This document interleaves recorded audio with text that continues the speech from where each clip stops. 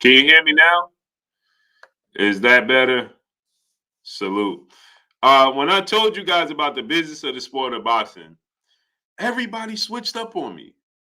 Everybody switched up on me, right? All I did was tell you guys about the business of the sport of boxing. And the business of the sport of boxing is, you know, it's not good. What's going on with my internet, man?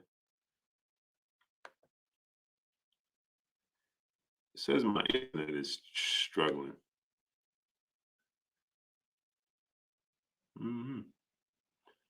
Let me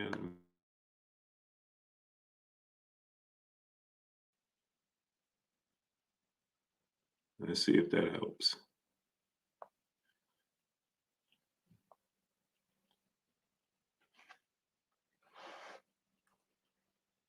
Let's see.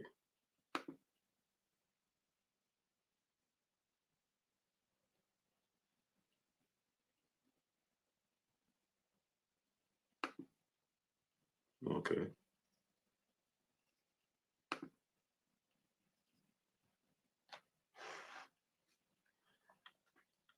Good. Now we should be good, right? Okay, let me shout out to all my peopleizations in the building. Shout out to JJ Short Deuce, Joe Johnson, nephew in the building. Raven Nation is in the building. Buki Brown in the building. Vedrick Lackey in the building. Dre Cilandro in the building. Braca Rog in the building. Chilltown Majors in the building. Ron is in the building. Unknown is in the building. The Queen, Jakia Fields, she's in the building. Hey. Hey.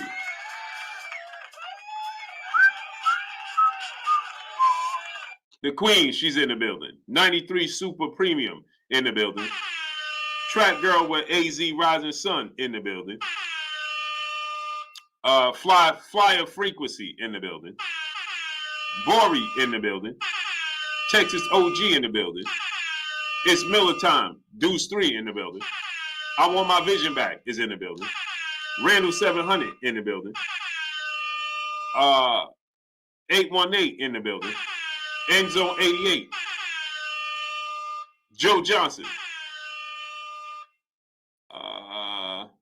Ruben Gutierrez. CJ Esperon. Des Deuce Deuce. Jonathan 97. Harold Lipson. Who else we had? Ruben Gutierrez. Fat and Bankrupt. King Swisher. My brother Coda. What's up? What's up? King Alley. Elbow. J Pitty City. Antone Lancaster. What's up, my family? D-Boy Dad. What's up? What's up, family? What's up? Colin Frederick. Sterling Mantis. What's up? What's up, family? What's up, family? So, don't know what's going on because this says excellent connection. This laptop is saying that the connection is bad. But anyway, don't know if you saw the news today, but Jermall Charlo is trying to make a fight with Demetrius Boo Boo Andrade, right? He's trying to push and force a fight with Demetrius Boo Boo Andrade, right? And they're not trying to make this fight with Andrade. They're trying to push Jermall Charlo to have a fight with Thomas LaManna, the cornflake, out of New Jersey, out of Atlantic City, right? So they're pushing for him to have a fight with Thomas LaManna, right? Say cool Bilal, what's up, family? And he just don't want that fight. He wants to fight Demetrius Boo Boo Andrade. And they're not trying to allow this fight to happen, right? They're trying to force a fight with Thomas LaManna. Now, history is repeating itself, as I told you guys. I told you guys in the past that the business of the sport of boxing gets in the way of the sport of boxing. And everybody flipped on me. They turned on me quickly. Okay? Future, what's up, family? They switched up on me quicker than a New York minute. You understand me? They switched up on your boy Blue faster than a New York minute. You hear me? Right? And and now you're seeing, right, what I've been telling you. Think about this, right? Now I'm gonna give you guys some backstory. Okay, I'm gonna give you guys something to look at. Okay, history is telling us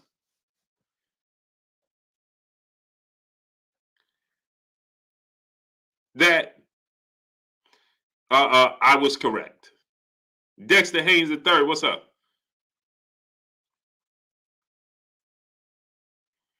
Right? History is showing us, old schools 868, what's up? Salute, Blue, the hardest working content creator in the business. Salute, appreciate you, brother. DFW Motivation, what's up? History is showing you guys what I told you guys already. That the business, the suits, they will stand in the way of the business of the sport of boxing.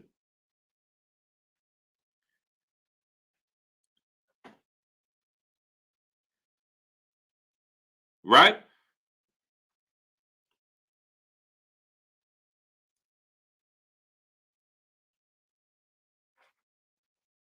History is showing you guys exactly what I've been telling you guys. At $150, what's up? Is that they don't want to make the best fighting the best. Right? They want to make as many possible fights. Yee Huncho, what's up, nephew? They don't have to spend a lot of money, right? And you're gonna eat it up. And now the fighters are growing tired of it, people. The fighters are growing tired of it. Because they're the ones taking all the blame. They're taking all the arrows. All the arrows. The fighters are taking all the arrows. My brother Jay Smith in the building. What's up, family? What's good, Blue? Ain't nothing, man. I'm gonna catch you up to what I was talking about right now, right? So, first of all, just let the people know what you got going on, what you're doing, man. Your connections over in the DR, how you helping the youth in the sport of boxing over in the DR and women's boxing over in the DR. No doubt, my brother. Appreciate that. First of all, my name is Jay Sanchez. Everybody know me as Jay Smith. I run the press for Santiago's Boxing Association. Now, the Boxing Association is actually sanctioned by the government, so it's actually a government entity. They run the amateur program in this city, so we get to attend all of the amateur tournaments with the elite level amateurs in the country. So what I do is I try to promote them. I try to put them out there, get people to know them. I also try to get people to, if they want to donate gloves, gym equipment, anything like that. These are fighters who come from low resources, yet they're able to accomplish, they're able to achieve. Keep in mind, Blue, that in the Dominican Republic, we're such a small country. We had two Olympic medalists in these last Olympics. Think about it. The U.S. had one. We had two. Like the amateur program here in the Dominican Republic is insane right now. And I'm just helping, promote it the same with women's boxing. We trying to promote them, trying to show the people that the girls can fight. The girls can bang it out. And we're just trying to show that to the people and just trying to promote boxing, my brother. That's what it is. Giving back to the sport of boxing that we love. Yeah, no doubt. In a major way. A lot of people they say they want to do that. They want to give back to the sport of boxing. They love the sport of boxing and they want to give, they want to see the sport grow, but you actually got boots on the ground and you actually putting your best foot forward and making the sport grow. Yeah, we try, my brother. We try, and I see what you're doing. How you always promoting the sport of boxing, pushing it. That positive agenda to make people buy into the sport of boxing. That's what we're doing as well, my brother, making it happen. Yeah, that's my thing, man. When you love it, and I always say this, right? Bizzo 128, what's up, family? I always say this, boxing is a poor man's sport, right? and we come from unfortunate situations.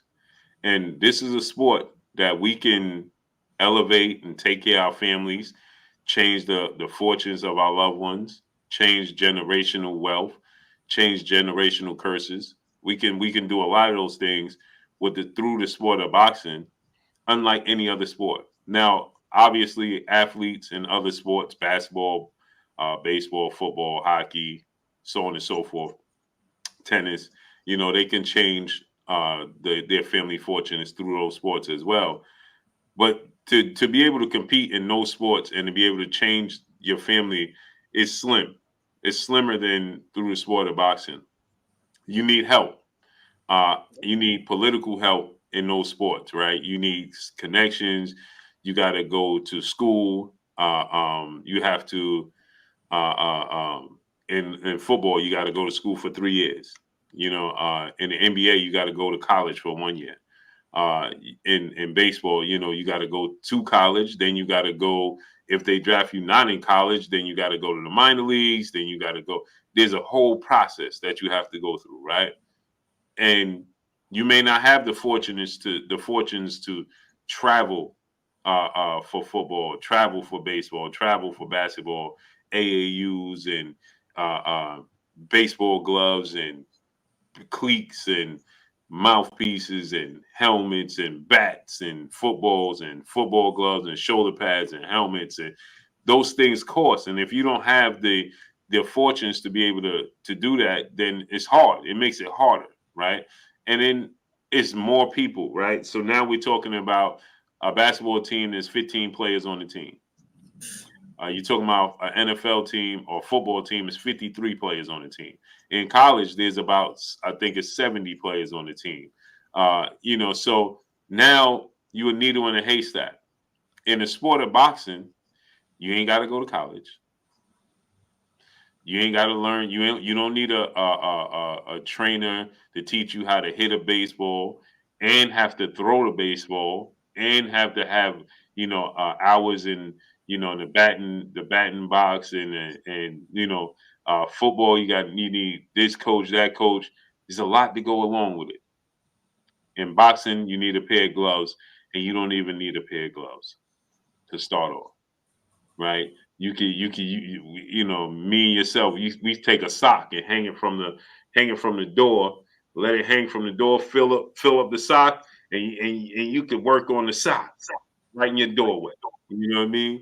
And then somebody like yourself or myself can teach a kid, hey, use a jab. I could teach you that in the street. I could teach that in your bedroom. I could teach you that anywhere, right?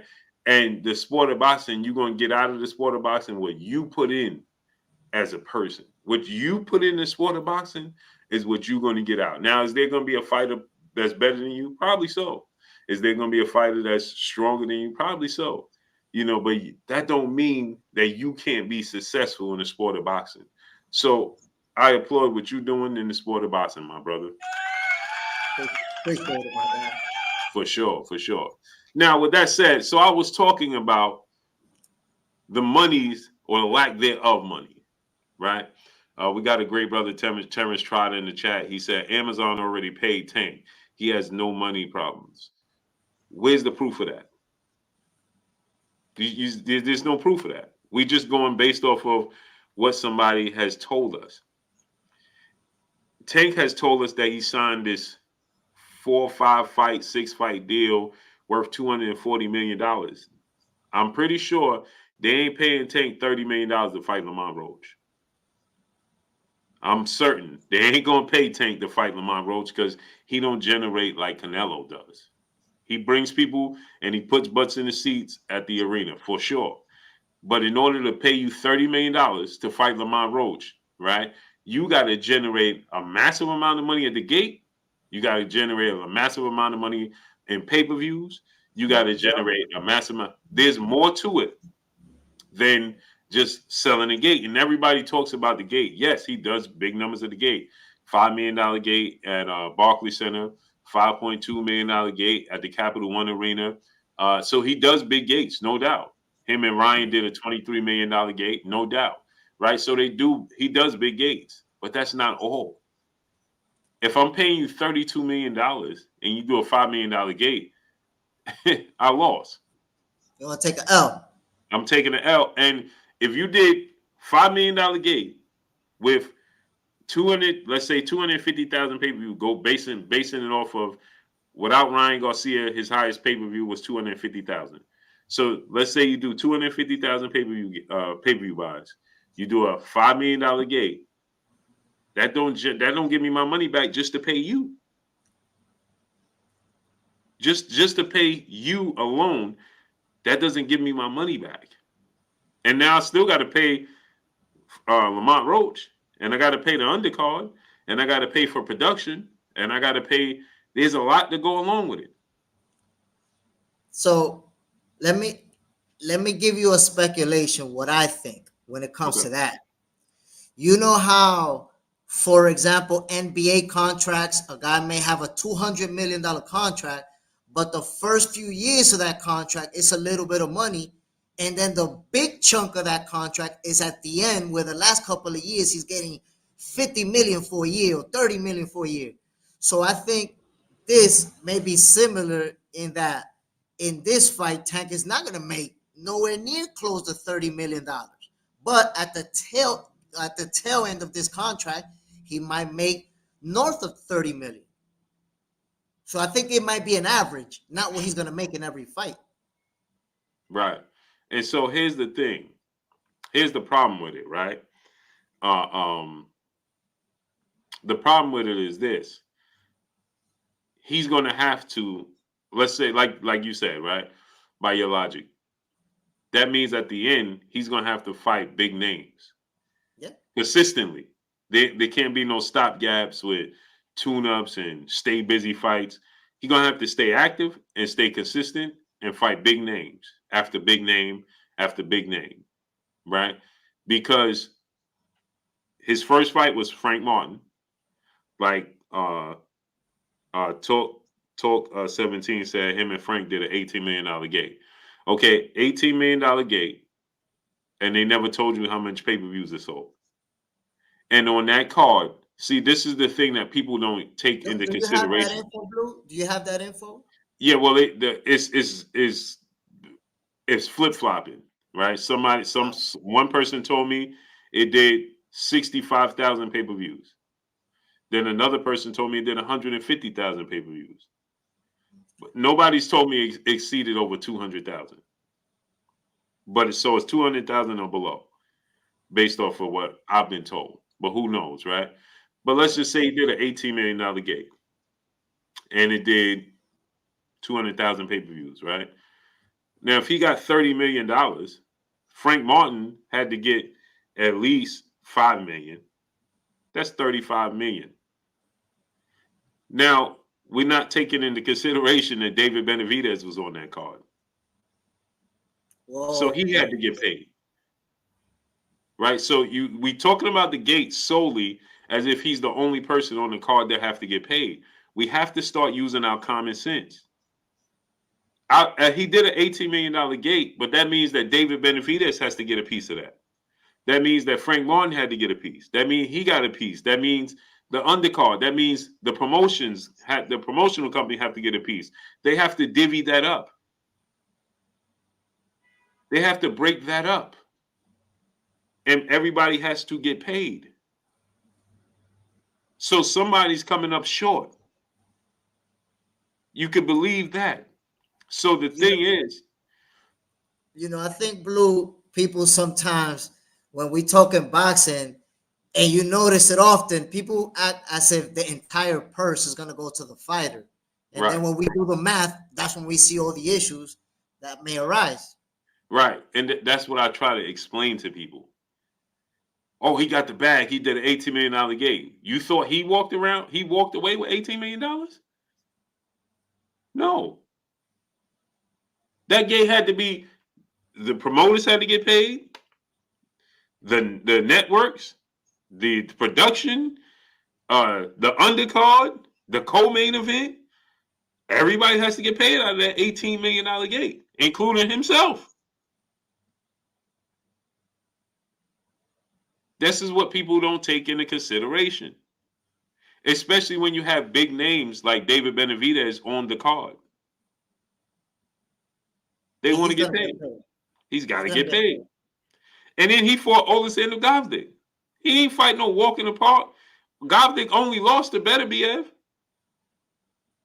So he gonna get paid. These are things, again, like I tell people, you got to start taking these things into consideration. So here's the thing, right? Right now, we have Jermall Charlo kicking up dust because he wants to fight Andrade. He don't want to fight Thomas LaManna, cornflake. He wants to fight Andrade. In his career, right, Jay? I want you to think about this. This is something people don't think about. Jermall Charlo is 33 wins, no loss and no draw, right? He's 34 years old. He a 2-division champion. Jay, do you know how many champions he fought in his career? Reigning champions? Champions at overall. 1? 2. I know I was close. In 33 fights. 2-division champion. He's only fought 2 champions that was champion by the time he fought them, which was Cornelius Bundage for the first fight of his career to fight for a title, because K9 was the champion. And the second fighter was Austin Trout. Okay, that's the one I know. Yeah, right? Now, he did have a third fighter who became a champion, which was J-Rock. Oh, yeah. Right? But when he beat J-Rock was a challenger challenging him for his belt. And he knocked J-Rock out. Then J-Rock became a champion off of an upset as a challenger to Jarrett Hurd. Then in his first title defense, he lost to Jason Rosario. By stoppage. And he ain't been a champion since. So at this point in Jermall Charlo's career, he don't want to fight Thomas LaManna. He ain't going to make no money. And now history is showing us something, right? And I hate to point this out, but I have to, because I got friends at the PBC, but I have to. There's something going on that's not right. David Morrell just told us, David Benavidez, I got to go and make the fight with David Morrell because they don't want to make the fight. So he said, I had to call him, I had to negotiate, I had to make the fight. Doesn't that sound like when Buzz said that he had to call Spence himself? That's what I'm trying to tell you. History is repeating itself. We saw this with Errol Spence and Terrence Crawford. Now David Benavidez is saying the same thing. Tank is going along with the program because they ain't called Shakur Stevenson back. So he's just going along with the program. Jermall Charlo is not going along with the program. He's like, no. I want to fight somebody. And Demetrius Andrade is here. If he's going to be on the card, why don't I fight him? And they want each other. And they want to fight each other. They're the same weight class. What is the issue? The issue has to be money. Because guess what, Jay? If you put Jermall Charlo versus Andrade, that's arguably the main event, number one. Yeah, that's a main event for sure. That's the main event, number one. And number two, they're going to both want to get paid, right? Yeah, for sure. So the only problem, they want to fight each other. Facts. Now, let me ask you a question, though. Does PBC being with Amazon Prime, does that represent any obstacles in this whole situation? Wait, say it again. Okay, so PBC being with Amazon Prime, does that represent any obstacles as far as getting matches for their guys? I think the problem is with what it is that I think that the money is not the order of business is not like with Showtime and HBO and Fox. You know what I'm saying? There's conflicting reports. Some people say that they have a distribution deal, and some people they'll tell you, Harvey M, what's up, family? The sports guy, what's up? Some people will tell you that no, they gave them a budget, but something clearly is not right. We was promised to get 12 to 14 fights this year. Now, yes, Al is sick, right? That has been confirmed. And what did Jermall Charlo say in that live stream he did? He said Al is sick. We got to fend for ourselves. We out here naked. We got to fend for ourselves. We only gonna eat what we hunt. Nobody's gonna feed us. And right now he's very proactive about making a fight with Andrade. But Blue, that suggests that there's a kink in the armor in PBC, because if Al is down for whatever reason and he's not able to delegate to where everything can continue to keep running smoothly, then there's a kink in the armor there. Exactly. That's what I'm saying. Like there's something is happening that's not correct. You see what I'm saying? Something is off. How many fights did we get from PBC this year? We're supposed to get 12 to 14. We got the March card with Keith, with Tim Tszyu and Fundora.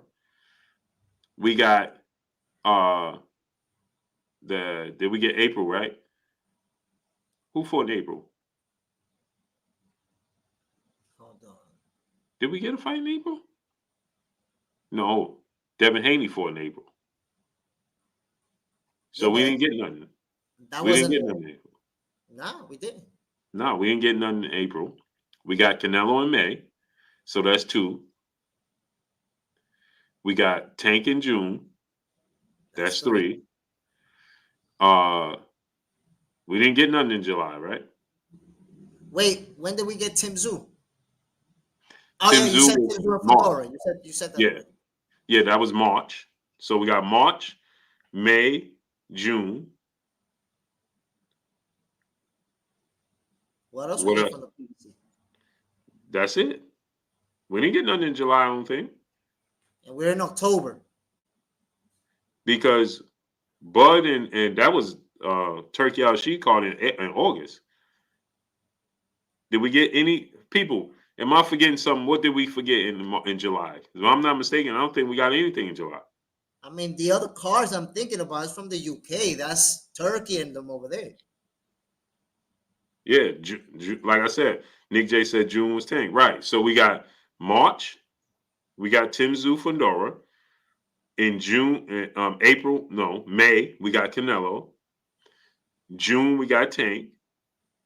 I don't think we got nothing in July or August.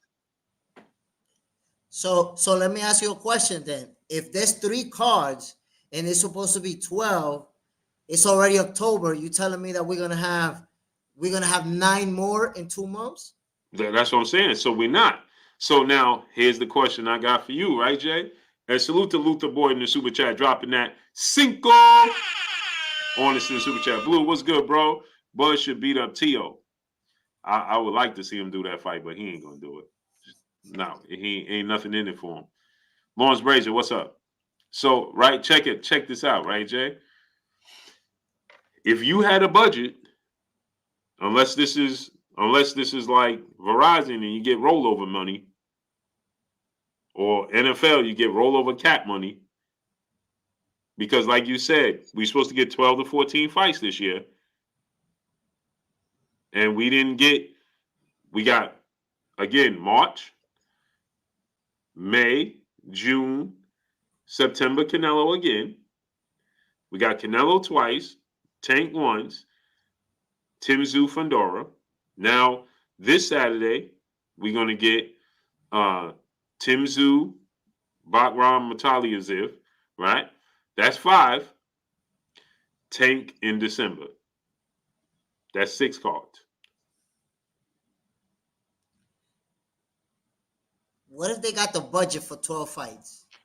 And that's what I'm trying to tell you. So if you got the budget for 12 fights and the year's up, if you got a yearly budget for 12 to 14 days, the year is up now. So stack the card with competitive fights, not just fights with names. Don't give me Tank versus Roach, what's his name? Jermall Charlo, Figueroa, just because they're names. Who are they fighting? You see what I'm saying, Jay? Who are they going to fight? I need to know who they're fighting. Don't just say, well, Jermall, you fight Thomas Lamana. Again, Cornflake is a very, very good fighter. People are not aware of him. He's a very good fighter. He's very rangy. He could box. But there's levels. There's levels. Right? He already fought a version for the people that may not be familiar with Cornflake Lamana, Thomas Lamana. Right? He is similar to Jose Benavidez Jr. But he don't have that type of power. He's similar. Stature, range, they box alike. He don't have the injuries that Jose Benavidez Jr. had, the knee injury that hindered him from moving. But if you see him fight, he fights similar to him. That's who Jermall Charlo just fought. So why are you give me a repeat of that? And Jermall Charlo's in his own backyard. Right? You can't sell me Lamont Roach, the DMV, the battle of the DMV, because they ain't fighting in the DMV. They're fighting in Houston, Texas. If they was fighting in DMV, I could see it. But they're not. They're fighting in Houston, Texas. So why aren't you paying for Andrade versus Jermall Charlo if you only got this card this Saturday, tomorrow, and then December? That's it. And then the year is over. So spend the money now, make these fights. Unless you ain't paying Tank, you ain't got to pay Tank opponent. Big money. Not a big production. Like, what are we doing? The only thing I could think of is that they don't have the money. So they'll pay the names, but don't want to put them in a card where they got to pay the opponent too. Band up, what's up, nephew? So then that will go hand in hand with it probably being a distribution deal, because if they have a distribution deal, then they'll be able to pay the stars big money because they generate, and then the other guys, they're out of luck. Right. That's what I'm saying. If Jermall Charlo got to fight, kick, claw, scratch, and scream to make a fight with Andrade, I mean, let's be real. Andrade just got stopped by Benavidez. And salute the nephew band up. He said, salute Unc 100. Keep grinding. Salute, guys. Salute. It's my brother Jay Smith right Who there. you got in that fight, Blue? Who you got in that fight? Who's that? Blue, Charlo and Andrade. I think I'm going Charlo. I don't think that B McGee, what's up, family? Jalen, peace, blessings, queen. I don't think that Andrade punch resistance is going to be there now. 36 years old, right?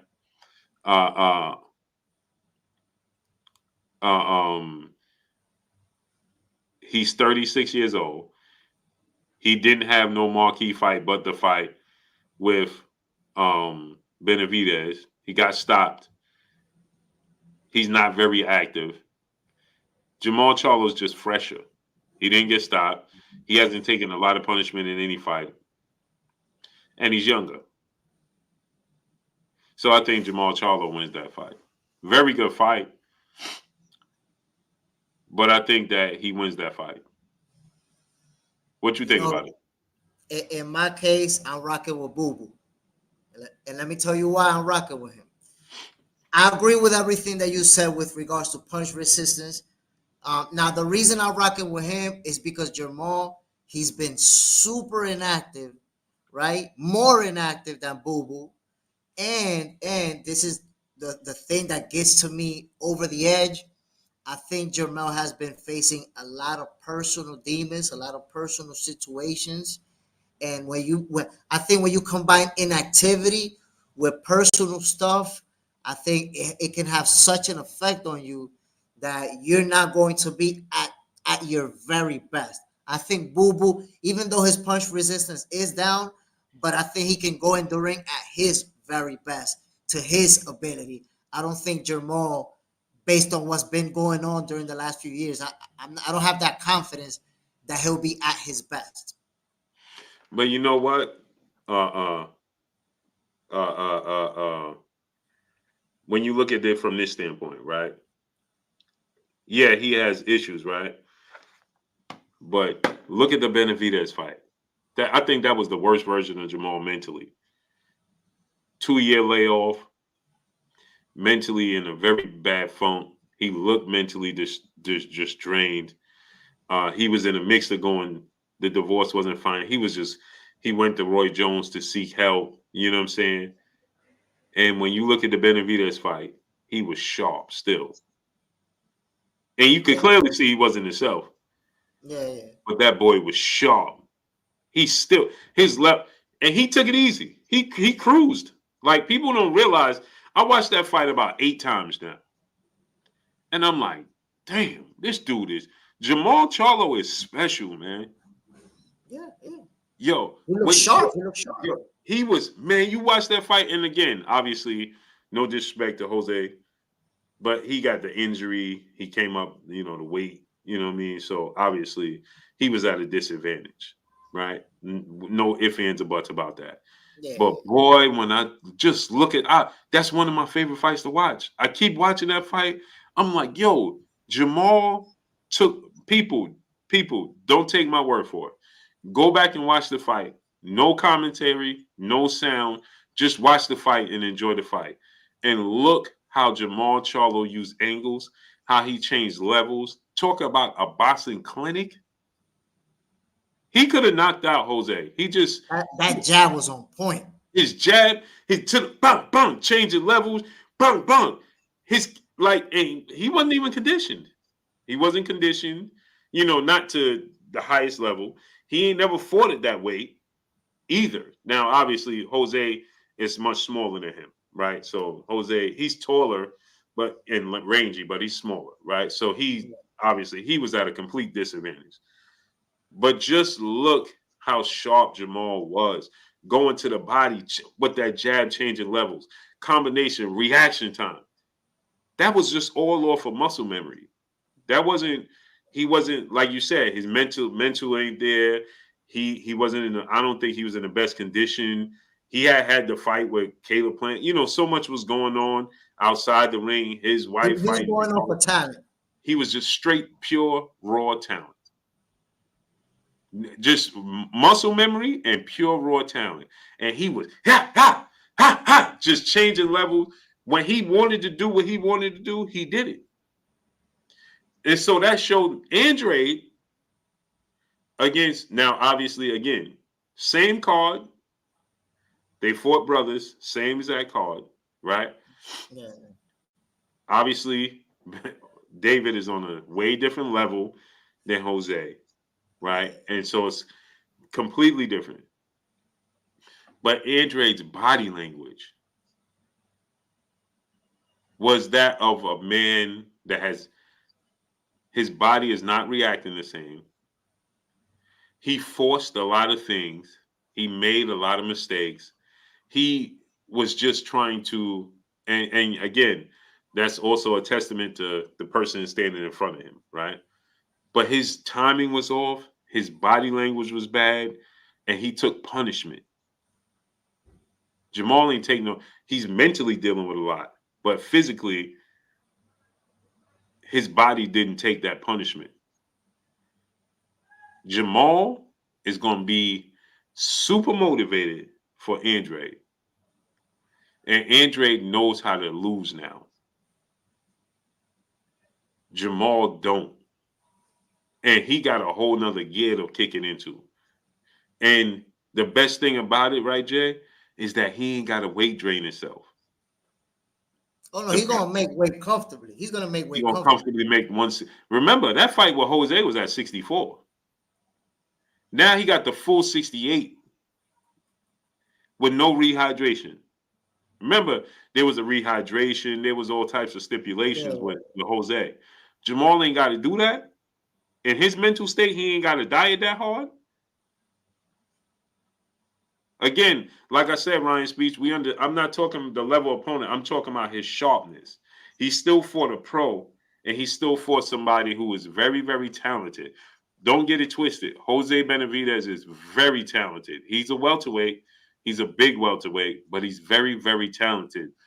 He was more talented than David. He got that injury he suffered, unfortunately, stole his career, man. It stole his mobility, and it stole his career. But that dude is talented. If you're a fighter, if you're a fighter, especially if you're a tall fighter who has been able to use your reach and height advantages, and you lose your mobility, that you're pretty much done. It's over. It's over. It is. You know who it reminds me of? Sergio Martinez. That his knees went, bro. It just took his career. That's it. It's over. That's it. After that. Yeah, Sergio lost fights that he would have never lost to Cotto. Sergio Martinez wouldn't have lost that fight to Cotto if he was healthy. No way, no how. But once if I think there's some fighters that they could lose mobility and be effective, but that would be more those fighters that like to slug it out, that like to fight on the inside. Then I think they can still be all right. But if you use that movement, you're done. Right. Yep. And old school said, I will rewind. Please, I'm telling you, man. I'm telling you, bro. You got to understand. You got to take into consideration that Jermall hadn't fought in 2 years. He hadn't fought in 2 years and dealing with a lot of stuff mentally. And look how sharp he was. He wasn't motivated for that fight with Jose. So Jose, again, like the brother said, it was a welterweight. Right. He wasn't that motivated. And he had a rehydration clause. It was at a catch weight. It was a lot going on. You put him in there now at a full 68, no rehydration clause, and somebody he'd been wanting to fight for years. Oh, you're going to see a whole different version of Jermall Charlo. And I don't think Andrade has another gear. I think he's stuck now. I think Andrade is stuck in neutral.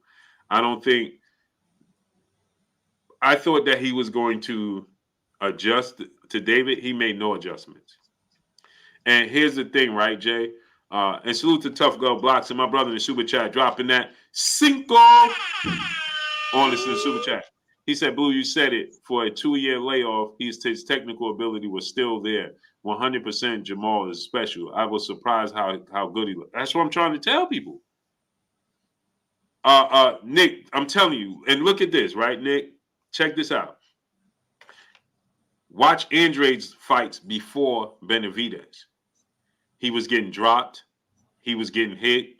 He never made Demetrius Andrade didn't go up a level with David Benavidez. He still was the same guy we saw in the previous fights. And that's concerning. When the biggest fight of his career, he was still the same guy. In the biggest fights of David Benavidez's career, he goes up a level. In the biggest fights of Jermall Charlo's career, he went up a level. But I want to say something in Boo Boo's defense though. The biggest fight of his career, right, was against the Mexican Monster. Was the biggest fight of Jermall's career. So I don't think that he's had an opponent to make a fair comparison. No, what I'm saying is this, right? A salute to G Chatted Up. What's up, nephew? He said, how come my super chat messages ain't going? I don't know. They playing games. But it's okay. You're right. But what I'm saying is when you got the biggest fight of your career, you turn it up a notch. Yeah. Right? Andrade didn't turn it up a notch. He still was sloppy. He still Okay, was. let me say something in his defense though, right? Uh-huh. Let's replay the fight in our minds real quick. If we think about it, before he got hurt for the first time, he was actually doing pretty good. He Yeah, was but going in and out, landing some good combinations, sharp. It kind of just, went downhill the moment he got hurt, and then it went from there. right. And again, so that's what I'm saying, right? And salute to my brother 8K Crowder. What's up, family? But that's what I'm saying, right, Jay? That's why I keep saying he didn't change. Remember in the fights past, it was the same thing. He came out firing. Remember dropping his opponents, firing. You think he gonna stop him. And then what he do? He fade, just like he did with David. He came out with David firing combinations, angles, and what did he do? The same thing he does with lesser opponents. He faded. And I have to think that has a lot to do with him being stalled out because we know Boo Boo talent is off the charts. But I think it's an age, not being able to put his talents to good use, being sitting on the shelf, being inactive, and being complacent. And now he's chasing a bag, money. Remember, he was the one that said, "Oh man, 168 ain't my weight class. I'm going back down." Yeah. Well, now you're going back up to fight Jermall. Jermall ain't saying that. Jermall is just as big as David. Jermall is not. He happy to be at 68. You see what I'm saying? Yeah. So I'm basing off the sharpness. And don't get me wrong, can Boo Boo? Of course he can win the fight. You know what I'm saying? But I'm just going off of history and the past fights. When I watch Andre fight in person at least 4 times, he don't show me another gear that I thought he had. And I remember this, Jay. I picked him to beat Benavidez. I'm like, this is the fight. He got the opponent across from him. He got the fight that he want. He got the moment that he want. He gonna show up. He gonna show out. He did the same thing he always does. And what they tell us, Jay, when somebody show you who they are, believe them. And now I believe him. That's just who he is. And at 36 years old, he ain't gonna change it. He ain't gonna change it. You see what I'm saying? He gonna do the same. He get in there with Jermall Charlo, and Jermall gonna be, because guess what? He ain't gonna be hitting Jermall clean. He was hitting David cleaner than he gonna hit Jermall. He ain't gonna. That's because David will take two to give you one, and then David will slip one. He give you Jermall. He gonna be catching punches. He ain't gonna hit Jermall clean. But hold on, because I gotta point out, Benavidez's brother, he's gonna cooperate with you. He's gonna stand there and bang with you. This is Boo true. is not gonna cooperate that same way. So Charlie's gonna have to do some chasing in that fight. Mm-hmm. This is true, but that's the thing. I believe that Boo Boo is gonna use every inch of that ring. He's gonna use that footwork. But that's what I'm saying, right? He can't keep up the movement. He gonna use it. He gonna use the angles in the beginning, and Jermall gonna put effective pressure on him, and he ain't gonna be able to move after a while. By round 5, again, he gonna fade. And again, I'm basing this off of experience, off of what history has told me. You see what I'm saying? When you look at Boo Boo's fights, it's the same repeat. He'll move, right? And then guess what? 5th round, 6th round, even with lesser opponents. 5th round, 6th round, he fades. I always said I think that Boo Boo just gets bored. That I've been saying that. I'm like, he's just getting bored. That's why he fades like that. He's getting bored. No, he's not getting bored. He did it with Damon Nichols. Remember, didn't he get dropped by Damon Nicholson, if I'm not mistaken? Yeah, he got Right, dropped. right. Yeah. Jason Quigley. He blew him out, but remember at one point he started getting hit. Liam Williams, same thing. Luke Keeler, same thing. Right? It's just repeat after repeat after repeat after repeat. You see what I'm saying? And age and inactivity, he ain't gonna suddenly ramp it up against Jermall, who's 2 years younger, who hasn't taken the punishment. You see what I'm saying? Here's the magic question. Here's the magic question for you though. Mm-hmm. Would Boo Boo represent the best fighter Jermall ever faced? Yes. Yes. 1000%. So I think that throws a curveball in the mix because this is gonna be your best opponent as well. Yeah, 1000%. But in the same token, he has faced a style that was slick and a boxer like J-Rock with power. Remember, when Jermall beat J-Rock, it ain't this version that we see of J-Rock.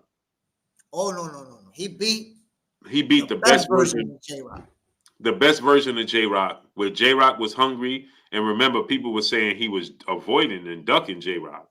Because remember, he announced he was going to go to 160, and J-Rock was his mandatory. And the world was like, man, you leaving the division so you could avoid J-Rock. And he was like, you know what? Cool.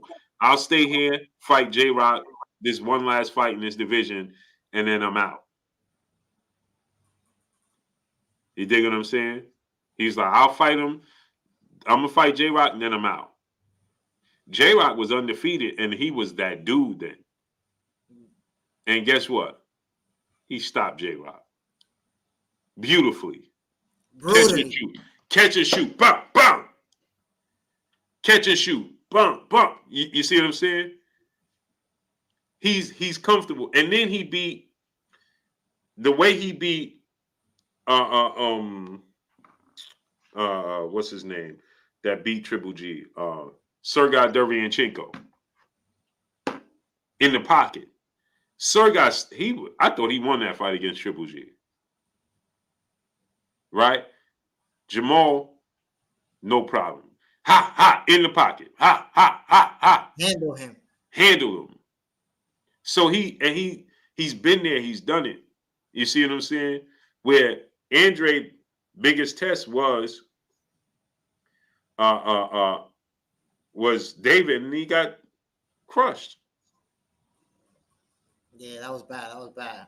Yeah, and then this is my thing, Jay. In the solid fights he had, he got dropped in those solid fights. Faded. Crowd booing at the end. Like, bro, what are you doing? A bunch of holding, a bunch of sloppiness. You see what I'm saying? So I got to expect you to do the same thing with Jermall. I don't see, if you did it with Macy Selecki, if you did it with, Liam Walsh, Liam Williams, and all these dudes, and then you show me the same exact thing against David, where I thought you was going to be motivated, the best conditioners in your career, moving angles, because David could be outboxed. We saw it with Caleb Plant. Yeah, for sure. Right? Yeah, but you in the second half, you got to be able to deal with his mental and physical pressure. And I thought Andrade, I'm like, if Caleb Plant can do it, Andrade got more power. He's a southpaw. He's bigger than Caleb Plant, more rangy. He's just a better pure boxer, in my opinion. Right? And then guess what he did? He went right in there and did the same exact thing he did with Liam Williams. Faded. And again, it would be different if he did that against David and never did that against nobody else. But he did that against every opponent he faced before David. Which lead me to be like, bro. I mean, you know what? I think that Boo Boo is the fighter who, like we say, he'll be super aggressive those first few rounds. And if he know he can't stop you, then he kind of goes into a cruise control where he's not really doing much, and then he gets also irresponsible defensively. Very. And that's what, and that was my thing, right, Jay? Because I'm like, he ain't gonna do that with David because he's gonna be motivated.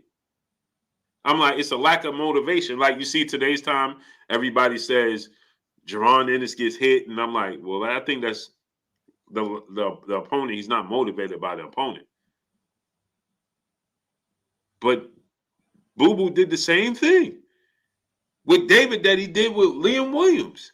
Like, bro, he wasn't sharp. Outside of the fourth round, just like he did with everybody else, tearing it right off. So I gotta believe you're gonna do the same thing with Jermall. I gotta believe it. Don't fight, my brother. Let me ask you though. What do you think? Is it a conditioning issue or a mental issue? I think it's a mental thing. I think it's mental. I think Andrade lives a fighter's lifestyle. Dude he's always seems to be in somewhat shape to me. But I think it's just mental lapse. Like, I think he psychs himself out.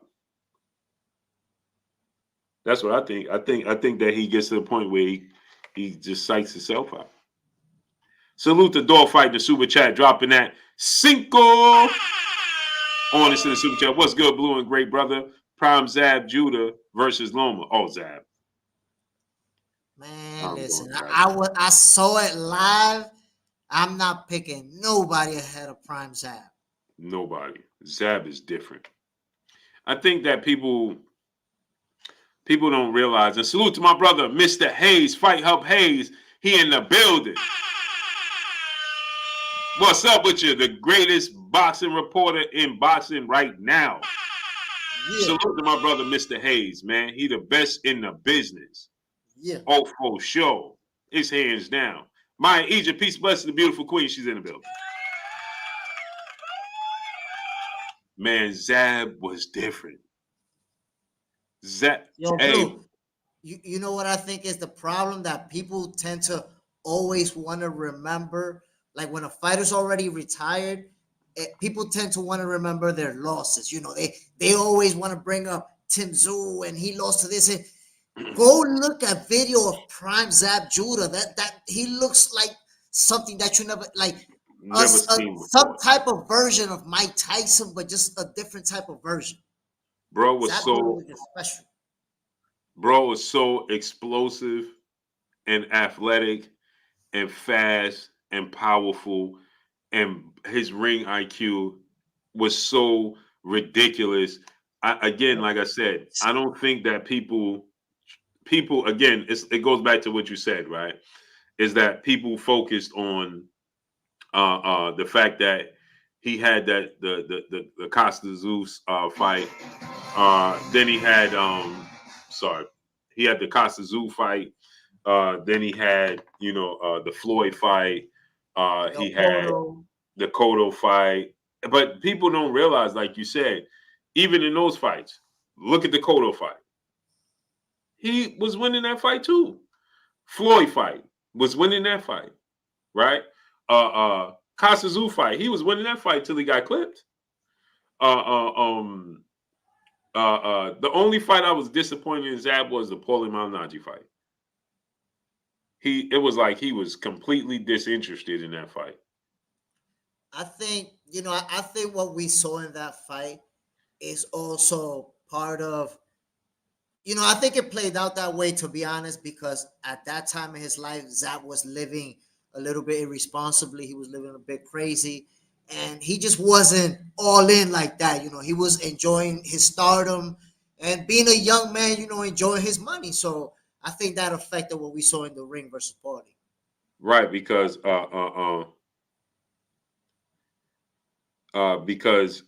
he was people won't realize this, but Floyd is more talented. Zab was more talented than Floyd. He was, and so when you have that amount of talent, like Zab did, you can tend to just rely on that instead of focusing on discipline, lifestyle, training, and commitment. He wasn't that much talented than Floyd, just naturally athletically gifted with his power, hand speed, and southpaw stance and explosiveness. It was just more. It's just more than Floyd.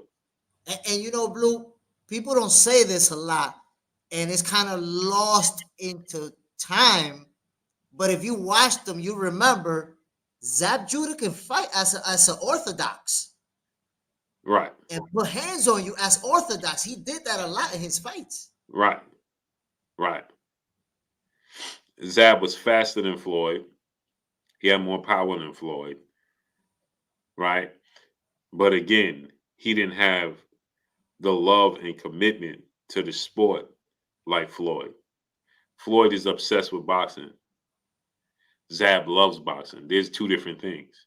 I think also, Blue, that something that makes it a difference in how their career played out is that Floyd, with his father, with Roger being, a pro boxer, Floyd came up. Um, Floyd was never really a street guy, and even though Zab's pops was a kickboxer and even a boxer, but Zab was from the streets for real. He was hanging out with the street dudes, So I think that lifestyle where they grew up, Zab, Floyd is from Michigan, right? Somewhere in Michigan, and Zab, from Brooklyn, like, so Zab lived a lifestyle that I think kind of seeped into his professional life and kind of affected the way it played out. Mm. Yeah, Zab. Again, like I said, Zab. Zab. He came up in just different than Floyd, right? And so he had a different type of love in a bigger city than Floyd did, right? Floyd came up in Flint. What was it? Grand Rapids. Grand Rapids, Michigan. Yeah, Grand Rapids. Zab came up in New York. Different type of exposure, different type of love, different type of outlook, and people love Zab here. He's a superstar in his city from a Yo, very young age. Floyd man, moved to this Vegas. It's different when Floyd growing up in Vegas, where he's not from, and Zab growing up in New York, where he's from, in a big city. Yo, You, Zach, you listen, know, Blue. Listen, Blue. I think I told you this before offline. When I was an amateur boxer, I trained in Gleason's gym, and that's where Zab was at, right? I still remember when Zab won his first title. He was at HBO, and when he won his first title, he went to the gym with his belt. The whole gym, everybody in the gym stopped. Everything stopped to look at Zab Judah, look at his belt, look at him coming in as a champion. Like, I was, for the first time, I felt starstruck. I've been seeing Zab Judah every day, but that day, I felt starstruck with just seeing the whole gym, how they reacted to him. He became an icon. yeah, that's what I'm saying. You know, it's very it's very different, the lifestyle, very different. You see what I'm saying? Mike James 616, what's up, family? Out of sports guy, Dragon Fang, what's up? Travis Givens 619, Cali Factor Press, what's up? Uh, uh, so Zab he had a lot of more distractions because of his stardom, and he conceded to those distractions. Floyd didn't concede. Floyd is obsessed. He's obsessed with boxing. He's obsessed with being the best. Zab was so talented, uber gifted. He wasn't obsessed. He loved boxing, but he ain't obsessed with boxing. Right? Floyd couldn't live without boxing. Floyd couldn't live without running, going to the gym. And even Zab himself told me that. He said, Blue, when I went and trained with Floyd in Vegas, he said, I kept saying to myself, man, what is wrong with this dude? What's wrong with this dude? This dude is something wrong with this dude. He said, I've never been with somebody that just wanted to he said, people always say you got to eat, sleep, and live boxing. He said, but I never actually see somebody in real time do that. And Floyd does it. He said, if I trained like Floyd, I would have been unstoppable. He said, if I lived like Floyd and trained like Floyd, I would have never lost, boo. I said, that's the difference. That was the difference right there. That was the battle of nutrition. You know, I heard, I don't remember if it was a fighter that trained with Floyd, but I heard someone say that Floyd will call dudes up at 3 a.m, like, yo, get up, we're gonna go run right now. Zab told me that. And they would have to get up at 3 a.m, go run at that time. Yeah. Zab said, bro, we would run 5 miles. He said, we'd go to sleep. He said, this dude will wake me up. And I'm like, bro, what? We's only sleep for like 5 hours. He's like, yo, we got to go run to the gym. He's like, what? He's like, yo, we got to run. We got to go back to the gym. Like he left something there that was important. And he was never satisfied with nothing he did in the gym. And that kept him motivated. King Grayson, what's up? Dog fight, my brother in the super chat. He said, I felt like Zab had one of the best jabs in boxing. Right. Remember when G-Dep said it? Right jab like Zab Judah? That right. jab was famous. Right. You gotta think. If Zab had the energy to push forward, the nutrition to push forward, it was over. It would have been over. He just didn't have it. He didn't have the conditioning to keep up the pace. Yo, just look at the first 3 rounds versus Floyd. What he was doing. First 5 rounds. Yeah, first 5 rounds. Yeah. The Cotto fight. And you think the Cotto fight, everybody said he was already done then. The Amir Khan fight. He hurt Cotto. He hurt Cotto too. He hurt Cotto a few times. But he couldn't keep it up. He couldn't keep up the pace. And it's like you said, it was the lifestyle. And you got to remember, man, because, you know, Floyd being from Grand Rapids, Michigan, I think that he was able to stay a little bit off the spotlight. But when you got Zab Judah in New York, as soon as he started coming up his fame, you got him rolling with Jay-Z, with Mike Tyson, with G-Dep, with the Wu-Tang Clan. Like, he's rolling with the biggest stars from New York City. How do you not turn up? Right. And that's what I said, like, early in his career, right, Zab was a superstar in the biggest city in the world. You see what I'm saying? In the biggest city in the world. He was a superstar at a very young age in the biggest city of the world. Floyd was from Grand Rapids and then moved to Vegas. And nobody knew of him like that. You know what I'm saying? He relocated. And even when he moved to Vegas, there wasn't that type of scene like there was in New York. Not like it is now. Was with Jay-Z in them. Not like it is now. Vegas now is completely different. Now, but you know, Floyd was there in the late 90s. Right. And that's what I'm saying. Like, the scene, the boxing scene in Vegas today is way different. But I think we will both agree that the boxing scene in Vegas is what it is because Floyd Mayweather, set up shop over there. Well, I think Mike Tyson started it, and then Floyd set up shop, but it was already trending in that direction, and yeah, Floyd just elevated it.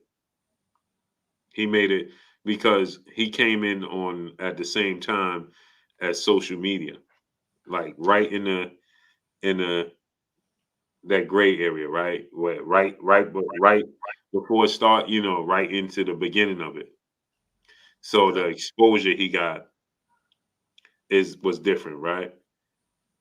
Yeah. So Fact. for sure,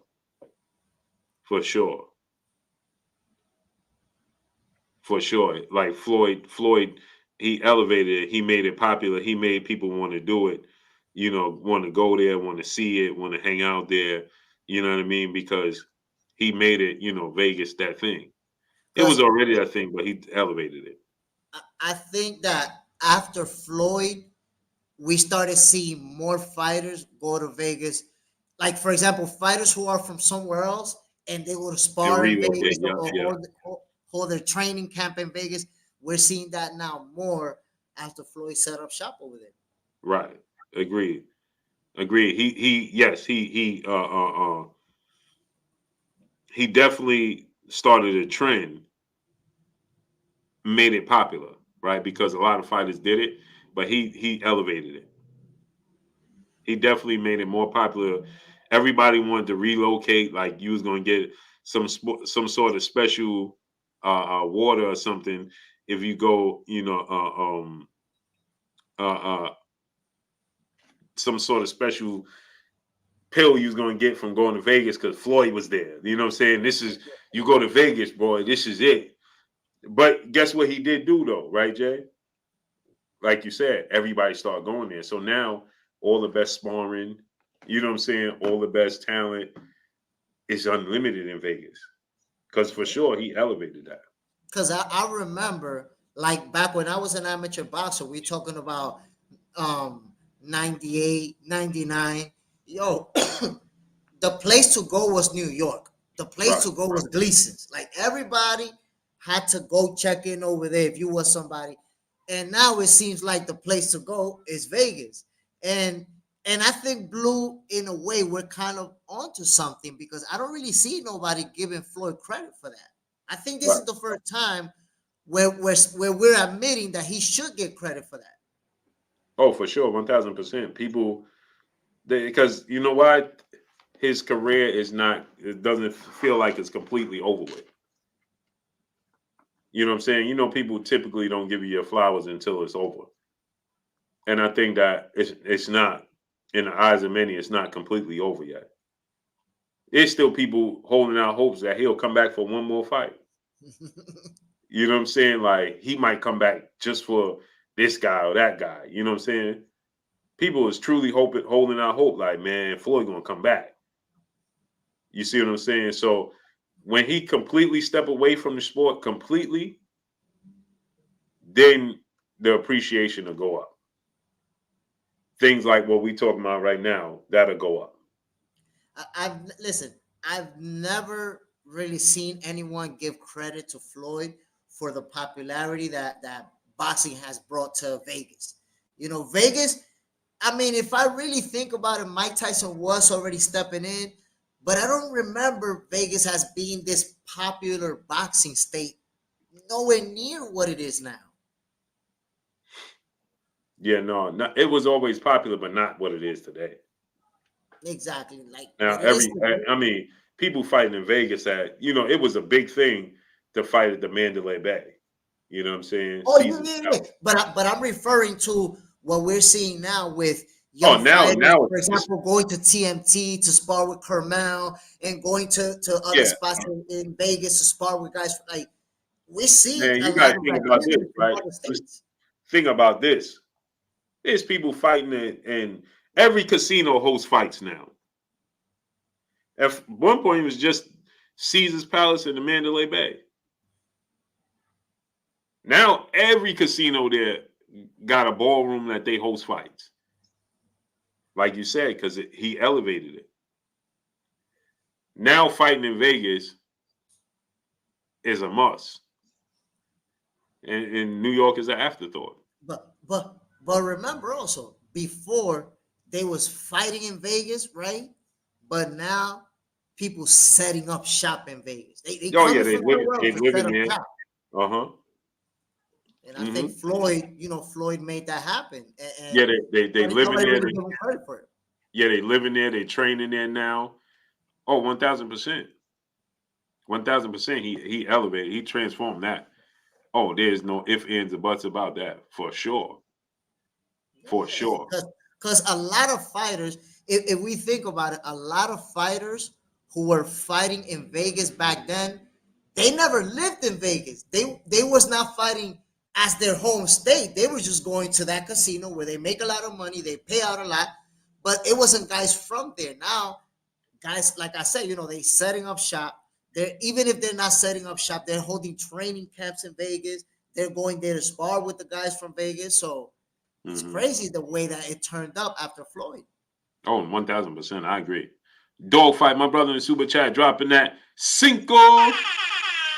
On to the super chat. Blue, is it true Clottey gave away the fight against Pacquiao? I disagree. No, it's 1000% true.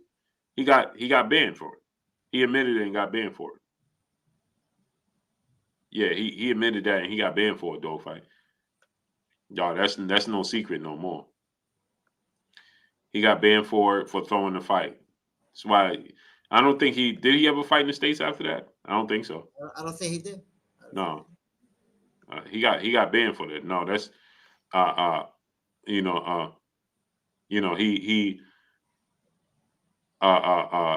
he definitely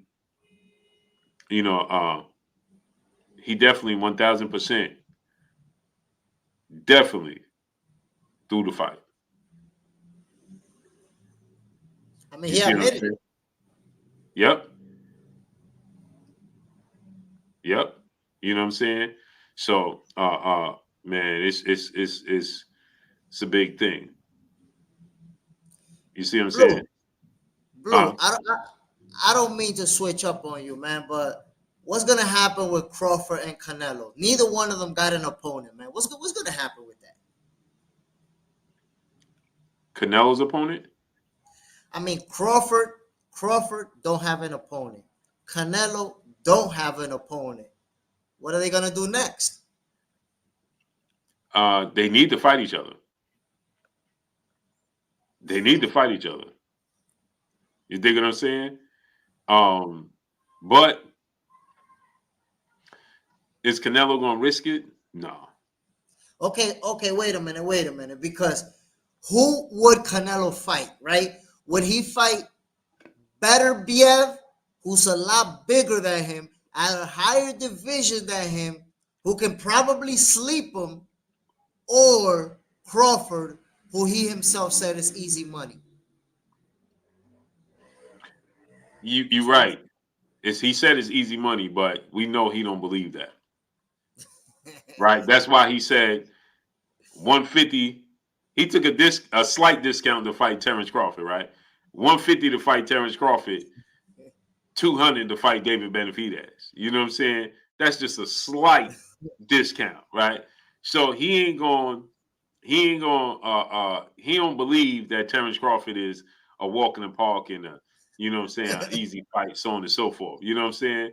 So with that said, Canelo is at a place where these promotional companies, these networks, they're gonna cater to him, so he don't have to. Right? He in such a comfortable position, rightfully so. Like, we can't say Canelo hasn't fought the best. We can't say that. Has he won all those fights? There's questionable wins, right? So with that said, who should he fight? And who could he fight? It's only 2 fights for Canelo at this stage, right? It's Benavidez and Crawford. And it's really just Benavidez. We just want to see the Crawford fight because it's so interesting. But in all reality, is it really it's a demand because Terrence Crawford is a pound for pound king. It's a demand because Crawford is a 4-division champion, calling him out. And he's acknowledged it. But in reality, is it really? No, Benavidez is the fight that we want. Crawford is the fight I want to see as a fan of sport of boxing, because we don't want to see, can Crawford pull it off? You know what I'm saying? Can Crawford jump up 2 weight classes now and beat Canelo? That's the intriguing part. I'm gonna keep it 100, Blue. I want Terrence Crawford versus Canelo Alvarez more than I want Canelo Alvarez versus David Benavidez. Really? Yep. Let me tell you why. Go ahead. Hold on. Let me get this. Oh, let me move the super chat over. Go ahead. Let me tell you why. Matter of fact, hold on. Look, I'm gonna tell you why. Man, listen. Hold on. Let me cook. Go ahead. Get your cooking on. Go ahead. Cook. Put the apron on and cook. Let me cook this for you right quick, my boy. Go ahead. Bro, Terrence Buck Crawford, a multi-undisputed champion, multi-division, Right. versus Canelo Alvarez, Right. a pound-for-pound fighter and the face of boxing by a lot of people. That's what they consider it, right? Right. That would be an American versus a born Mexican. Right. Blue. Terrence Crawford versus Canelo Alvarez, the USA versus Mexico, the smaller guy, David and Goliath. This would be the biggest fight of our generation. I said it. I said what I said. So how you see the fight playing out? So everybody points out the Canelo's height. The Canelo's 168. That's what everybody says. 168, 168, 168. Nobody really says he's more skilled. He fights better. Nobody really makes that argument because we don't really believe that. So all I'm telling you is the people who beat Canelo, Floyd Mayweather, Dimitri Bivol, they use their footwork. They use their ring IQ. Neither one of those guys was a power puncher or had a high knockout percentage. They outboxed Canelo. Dimitri Bivol used his height, reach, and footwork to outbox Canelo. Well, guess what? Terrence Crawford has physical advantages over Canelo that people don't think about. He's slightly taller and he has more reach. And he has the better footwork. The features, the tools and resources that Floyd and Bivol used to beat Canelo, that's exactly what Terrence Buck Crawford has. So therefore, what Canelo has over Crawford, which is power, just like Dimitri Bivol, with his length, reach, footwork, he's going to offset that power. So Terrence Crawford is going to win a unanimous decision. I said what I said. And I'm with you, right? I got the same exact sentiments, right? And I think that Terrence Crawford has just as much power as Canelo. He just don't have the weight. Canelo is heavier than him. You see what I'm saying? Canelo is heavier than he is. But Terrence Crawford got power in both hands. Majumov wasn't trying to just jump in there. So he was super cautious. Yeah, he was super cautious, right? He was double dutching, right? He was playing games. He wasn't trying to jump in there on Terrence Crawford. He was playing double dutch. And he did it for 12 rounds. I've never seen a fighter faint for 12 rounds the whole fight. Man, his conditioning was on another level. It takes a lot. His conditioning was on another level for sure. That man did not stand still for 2 seconds in front of Bud. Once. Not. And when he did, he was letting his hands go. A lot of energy he exerted. A lot of energy. He exerted a lot of energy. But you know how the narrative goes. Since Terrence Crawford won, people are gonna discredit Madrimov. Oh, he's not all that. He don't got that many fights. Blah blah blah. The guy's a really good fighter, and anyone who watches him and understand what he brings in the ring, Madrimov is an elite level fighter. You know what it is, Madrimov. A lot of foreign fighters like the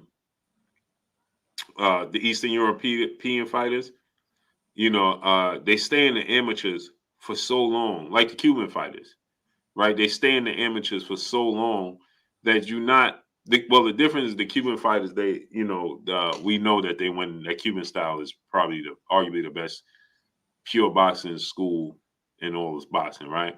But they stay in the amateur so long that you're not familiar with them, and they don't have a lot of promotion and a lot of time. They come in and they hit the ground running. So by the time you're familiar, like David Morrell, for instance, he's already 26. He already he only has 11 fights, but they fast track. Lomachenko came in. Right now, Lomachenko only has 21 fights total. He's 36 years old.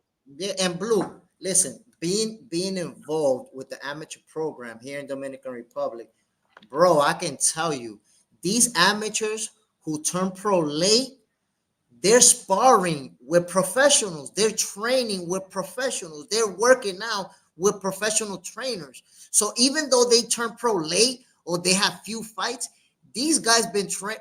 They're essentially professionals who are on as amateurs. 1000%. And that's why people don't realize, people simply don't realize that how talented they are, because again, most people are casuals. They probably go to box rec. This dude got 11 fights. He ain't ready. But they don't understand. You know what I'm saying? Again, what I say, Lomachenko got 21 fights. Lomachenko. You see what I'm saying? And he's already in his mid-30s. He's 36. Usyk. How many fights Usyk got? 22? Yeah, He got like 30. Yeah, I think Usyk got like 22 fights. And this dude is 2-division undisputed champion and Olympic gold medalist. But again, because they stay in the amateur so long that you're not familiar. And the same thing goes with Israel Majimov. And so because you put in Israel Majimov, Usyk got 22 fights. And he's 37 years old with 22 fights. So you look at Israel Majimov, and he's getting in there with the pound for pound best fight in the world, Terrence Crawford, and you like, this dude only got 11 fights, and he fighting Terrence Crawford, because they're not familiar with the amateur system. They're not familiar with they're not familiar with the background.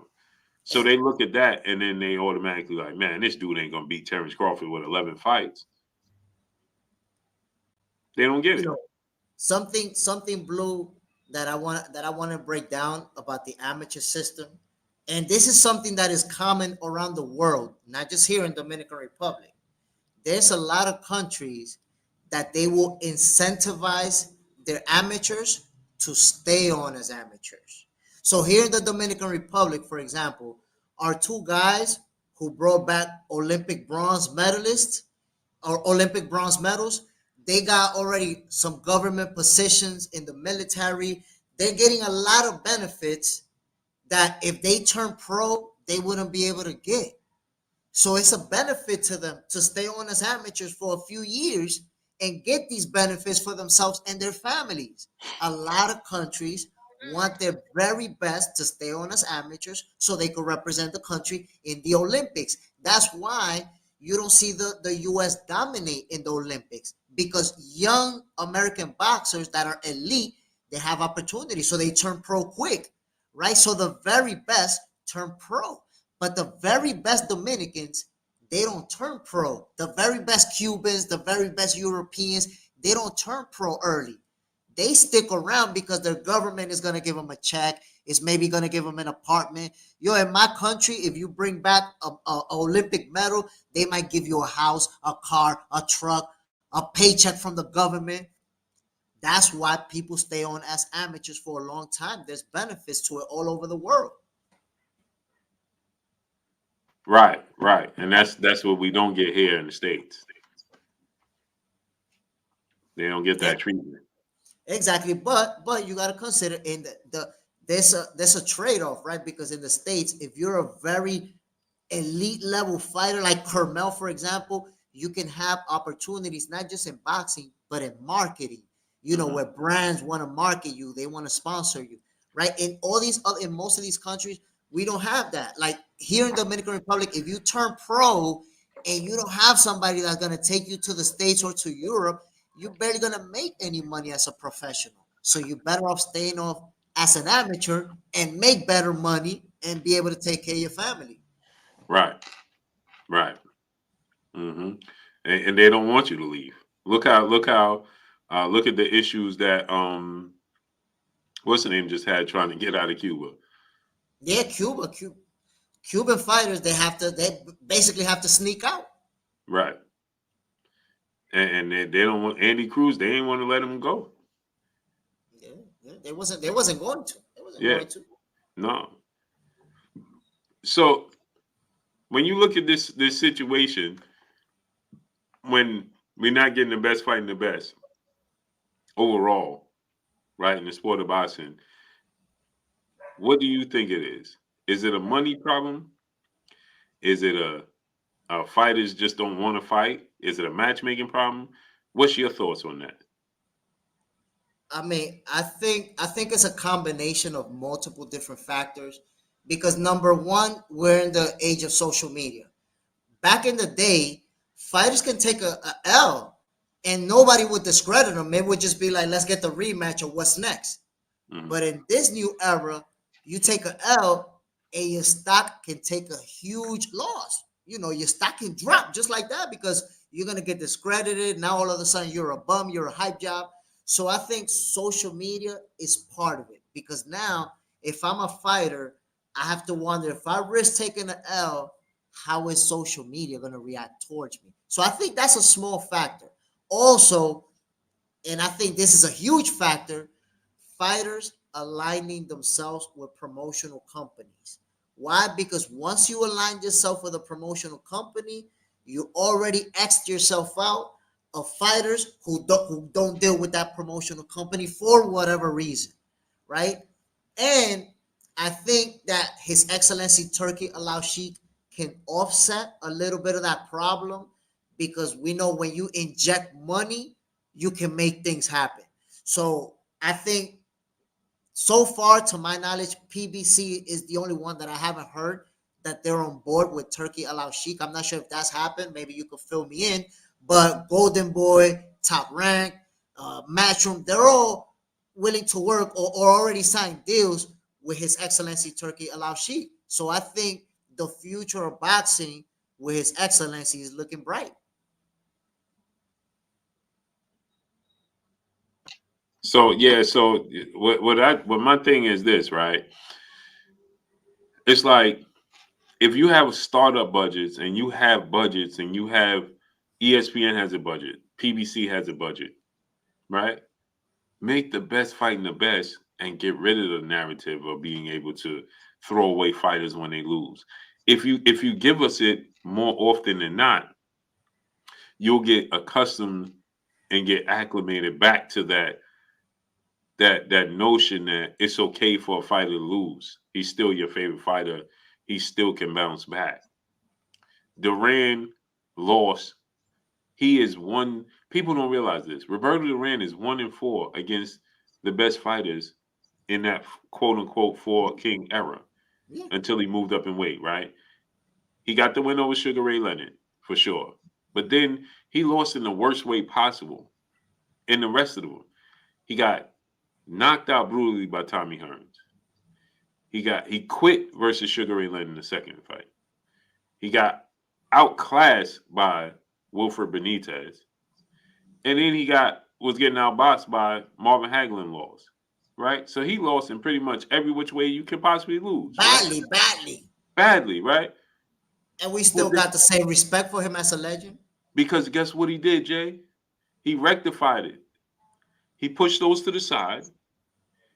He went up in weight. He beat Iran Barkley. He rectified it. He still did great things afterwards. Sugar Ray Leonard lost to Duran. He bounced back. Tommy Hearns lost to Sugar Ray Leonard. Lost to Marvin Hagler. He bounced back. It's okay, but they kept fighting each other. They didn't shelf nobody. And that's one thing I have to salute His Excellency Turki Alalshikh, because you take a loss, he's not shelving you. He's bringing you back in solid fights, or if not big fights. They already putting together the Joshua Daniel DeVos rematch already. Right? The fight ends and you know when the rematch happening. And by the way, you know how good these cards are when almost every Turkey card has had multiple upsets. Right there, tell you what's going on. Because he's giving us the best fighting the best. So we getting multiple upsets because of that. But there's nothing wrong with it. You know what I'm saying? We getting the Jared Anderson versus Bacoli. Great fight. Now let's bring Jared Anderson back, is what he want to do. Devin Haney is going to fight in December. Right? So, Cy Dixon, peace and blessings, Queen. How you feeling today? So that's the thing. He's turning them over. You know what I'm saying? Deontay Wilder lost to Joseph Parker. He came right back with Zhang. Yep. You no easy fight. No easy fight just because he lost. He's just bringing them right back. You know what I'm saying? Tyson Fury lost to Usyk. We get ready to get the rematch in December. 2 months. In 2 months, we get ready to get the rematch. His Excellency is making a lot of fight happen that we would not have gotten if he did not show up. If he didn't exist. Right. Right now, the IBF. Now listen to this. Now you know this is Turki Alalshikh. This is his presence. The IBF was going to strip Beterbiev. Now they like, well, if he could come to an agreement with Dimitri Bivol for a rematch, we'll let it go. That's you understand? If they could come to an agreement, we'll let it go. We'll let it happen. So we know they're going to come to an agreement. And they'll fight for undisputed. But that's his presence. That's the presence of Turki Alalshikh. Yeah, he's making it happen. Right. But if you think about it, if everything works out the way His Excellency want to get it done, it's going to be kind of like Dana White in UFC, where there's no promoters for each fighter saying, no, my guy's now, this guy's the A side. There's none of that. Dana White says, you and you are going to fight, and they're going to fight. That's it. Right. So in a way, His Excellency is getting the politics out of the way. Moving the politics out of the way. That's the only way for us to do away with, like you said, people throwing fighters away because they took a loss. You keep them coming. Keep them coming. Andrade lost. We don't know when he's going to fight again. Jermall Charlo lost to Canelo. He ain't fighting over a year and a half. Errol Spence lost to Terrence Crawford. He ain't fighting over a year. You know, when it comes to Crawford, to Spence and Fundora, I'm gonna keep it real with you, Blue. I'm still not confident about that fight happening until I see something. What, Errol Spence and Fundora? Yeah, man. Just because if you remember, Errol Spence was supposed to have that rematch with Bud, and the rematch kept dragging and dragging until finally it was just called off. And now with Fundora, that's been dragging because if you remember, that fight was going to happen like in October. Then they said it was going to be in December. Then Errol Spence's IG, his Instagram is not active. So I don't know if he's training and looking sharp. I don't know. I got to see something to make me feel like he's truly going to fight Fundora in January or whenever it is. Well, remember this. You got to keep this in mind, too, that Fundora was suspended because of the injury. Remember, Terrence Crawford, and salute to Tough Guy Boxing dropping that Cinco on the super chat. Fans forget how to be fans. They want to negotiate contracts and be at home managers now. This whole A-side, B-side thing is a fan created. Oh, yeah. Yep. So here's the thing, right? You got to take this into consideration. Remember, Fundora, they was going to make the Fundora Spence fight. After he beat Tim Tszyu, Errol Spence got in the ring. Remember? That was in March. And then the WBO was like, wait a minute. Travion 2 Trey, what's up? The D-Boy Dad, what's up? The WBO was like, wait a minute. You could go ahead and fight him if you want to, but you won't do it for our belt. NHD Production, what's up?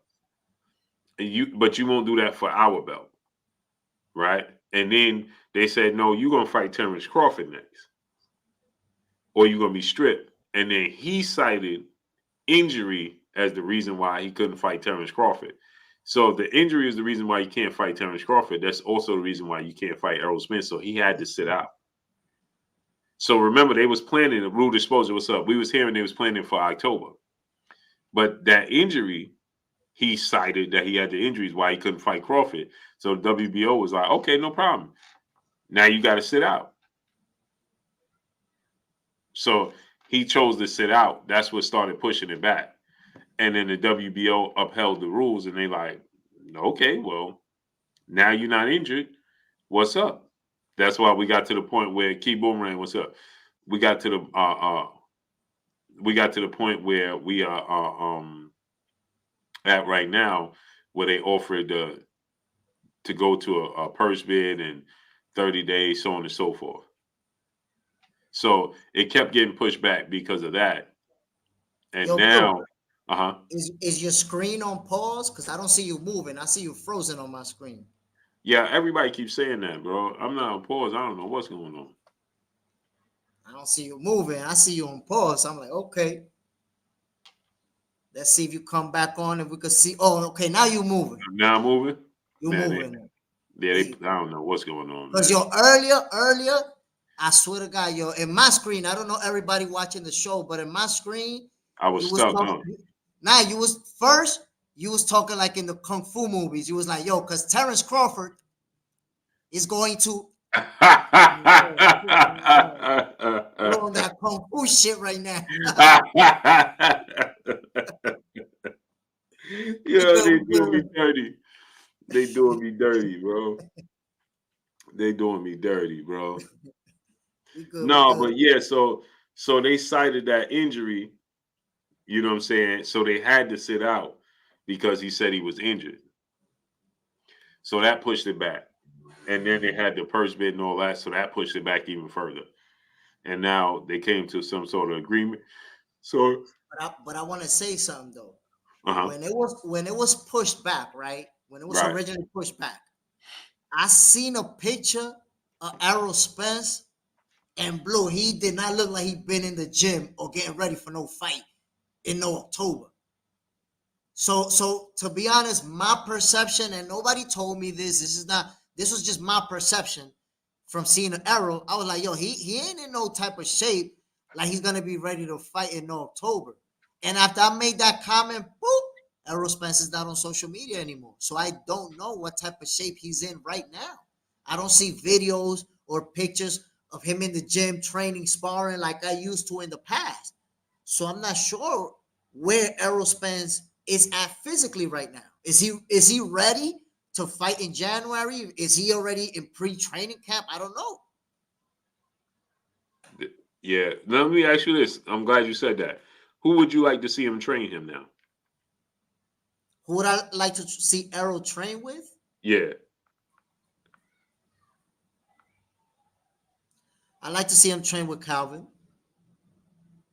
I'll take that. Or he could train with Bozy too. Ooh, go with Bozy. You think that I think he wants his get back. I mean, I think that Errol and Boost, they never gonna fight. I don't think that fight is ever gonna happen. If it's a potential for them to ever face each other, then I don't think that's a good fit. But if they're never gonna fight, I think Bozy's a good fit for Errol. I think he could work. Look, Blue, I'm gonna tell you like this. This has always been my knock on Errol Spence. This has been my knock on Errol. I gotta tell you.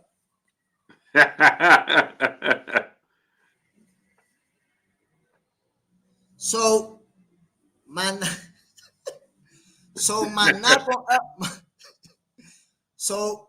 knock on Errol Spence, Blue, is that he's always had that great offense, always had the great jab, always had, with the offense, we know what Errol Spence represent, but he's always been a fighter who never had a lot of head movement. He's never had a lot of waist movement. And I've never liked that. If you notice, Errol, his defense is more focused on blocking punches. He blocks a lot of punches.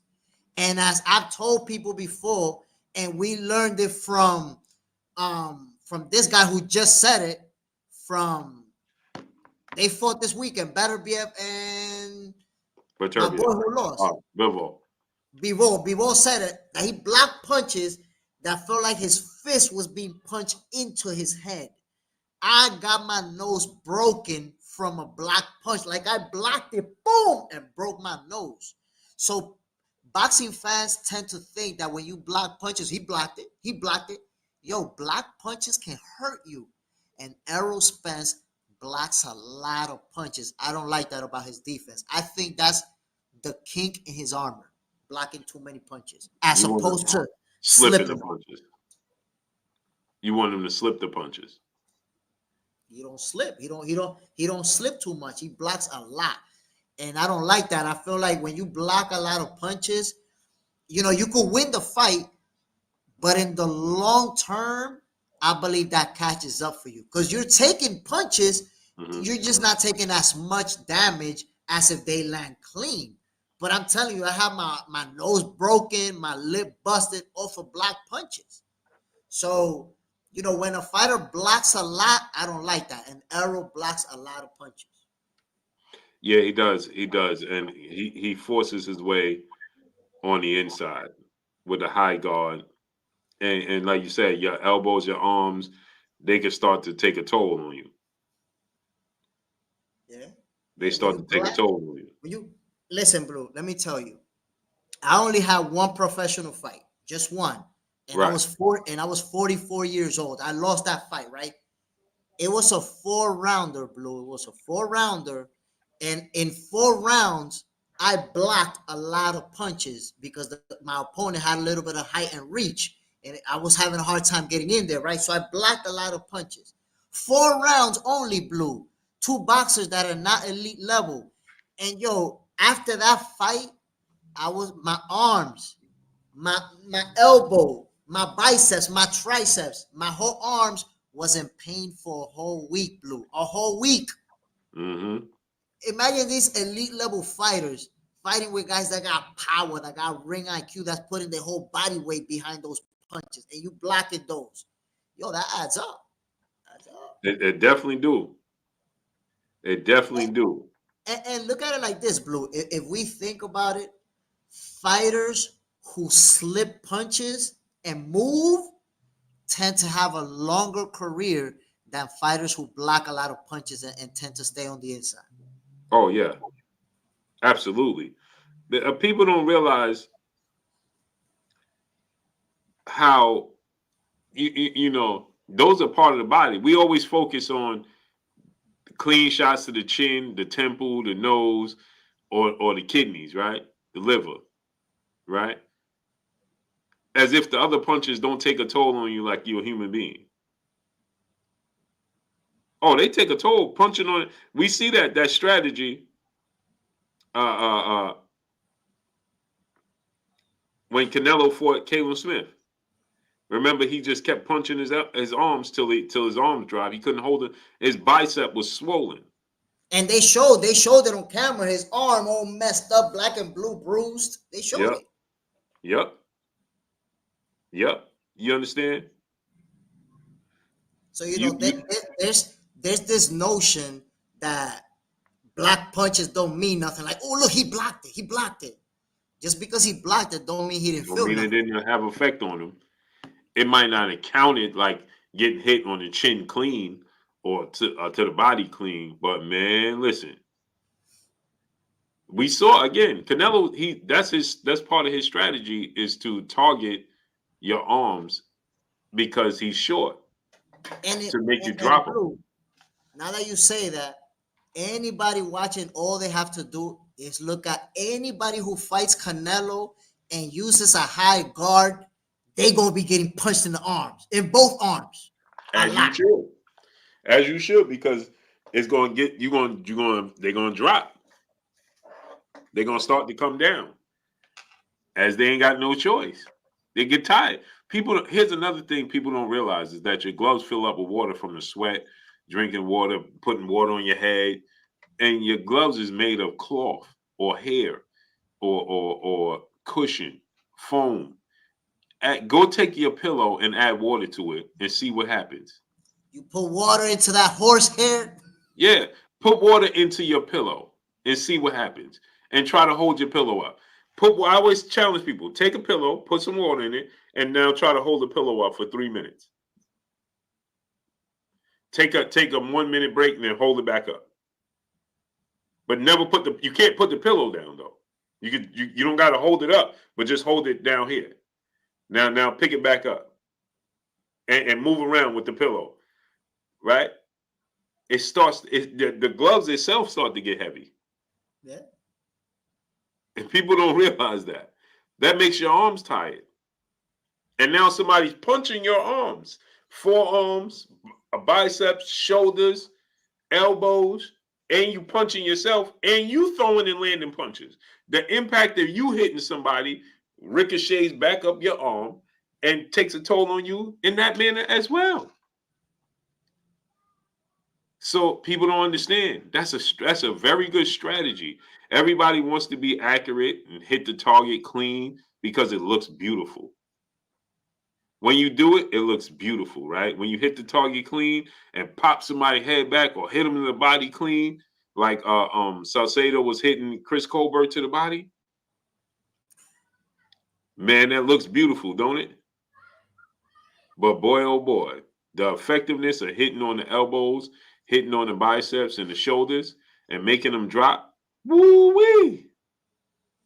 And then the thing is, like once they drop, they drop. They ain't coming back up. They ain't coming back up. Nope. That's it. That's more it. high guard. Right. They ain't coming back up. Once they drop, that's it. Yo, you can try all you want to. Once they drop, they got no choice but to jump on plan B, which is the bicycle, and try to survive with the footwork because the hands ain't working no more. Right. And now your legs start to get tired. Now your legs start to take a toll because and you mentally getting tired because you're trying to stay away. You're trying to stay away from your opponent and trying not to keep getting hit. So mentally you're starting to fatigue. It's a lot to go along with it. And the worst, I would say one of the worst things, Blue, is also when, for example, Canelo's hitting you on that, with that left hook on your right arm, on your right elbow, over and over on that same elbow. So eventually by the, 6th, 7th round, now you're actually feeling pain. So inside your head, you're kind of thinking about that. Like, number one, because it hurts when you throw it. Number two, is he going to hit me there again? So now that pain affects your mental game because now you're thinking about it. Right. Takes a major toll. And people don't realize that, man. Rafael 30 Deuce, what's up, family? But let's get our last word so we can get on out of here, great brother. And salute to my brother, Corey Lee Boxing.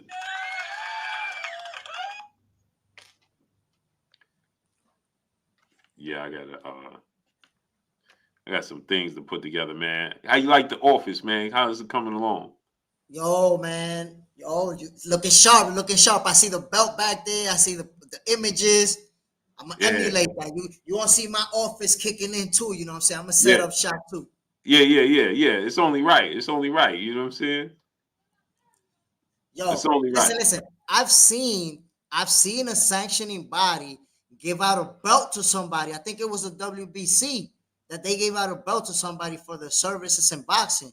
Yeah. I need to holler at somebody. I need to see Blue Blood Sport get a belt too. You should have been got your belt, my dude. Yeah, for sure, man. You know what I'm saying? Like, it's a great feeling, man. You know what I'm saying? That we get things, for our participation in the sport, man. You know what I mean? Because listen, man, we trying to here on YouTube is mainstream media for boxing. You don't get your information from boxing from nowhere else. ESPN, Fox, they ain't promoting boxing. They ain't got no interest in boxing. We could have a super fight in boxing, and you look at ESPN, and then the bottom it'll go along the bottom, right?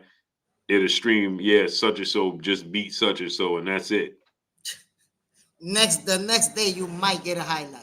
You might get a highlight, but for the most part, it's gonna go that little bar like mine's right there, gonna go across the screen.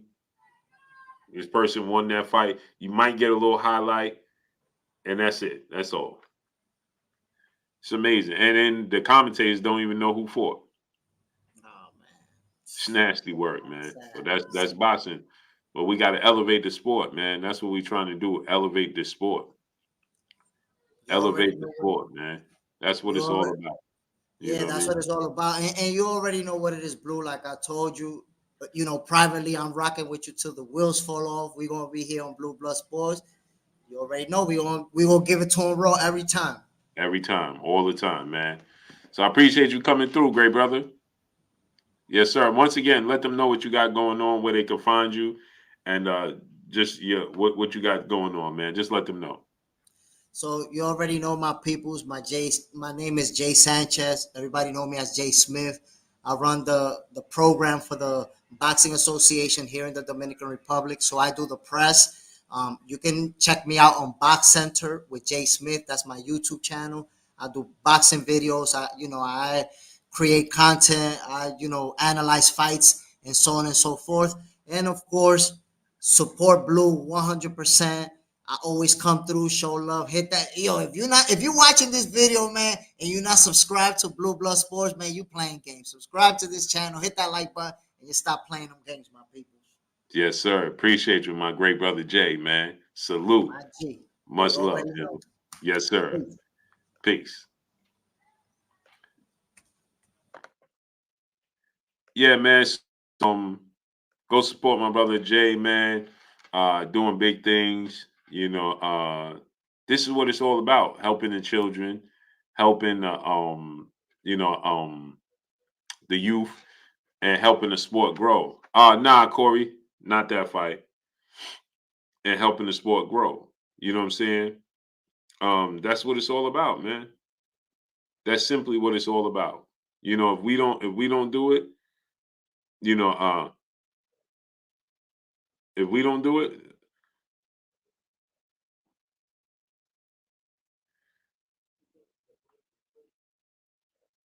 hold on.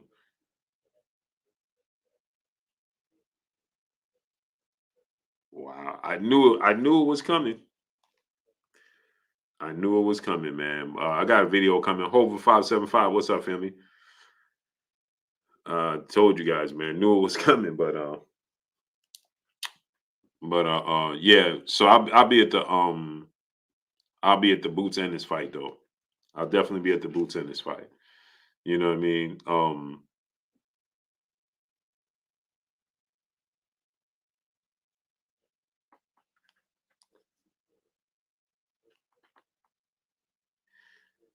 Uh, so yeah, I'll be at the boots fight, man.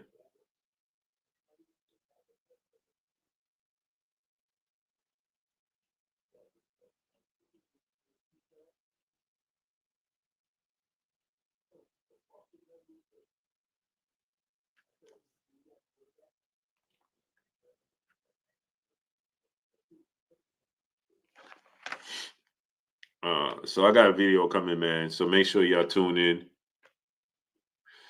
King Grayson, he's trying to feed on your subscribers. No, that's King Grayson. That's somebody new, and we got family ties for years, bro.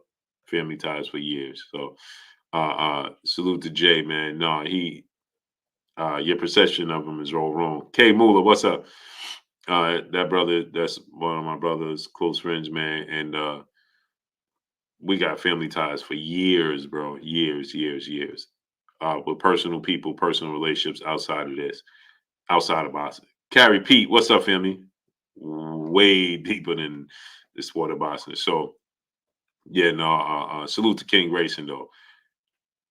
Yeah, but he's our relationship and connection is A lot deeper than boxing. J-Man, what's up, family? A lot deeper than boxing, great brother. A lot deeper than boxing. Man, I've got a video I'm about to do right now.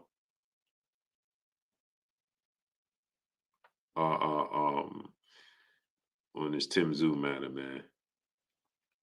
Well, people, looks like we just lost Tim Tszyu versus Terrence Crawford.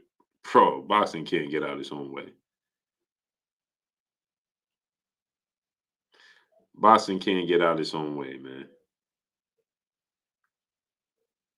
Boxing can't get out its own way. It just can't get out its own way, man.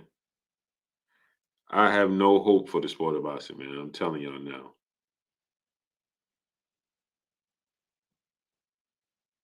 I have no hope for the sport of boxing. I have no nah, he a very good dude, King Grayson. He a very good dude, great brother. Very good dude. Very good dude.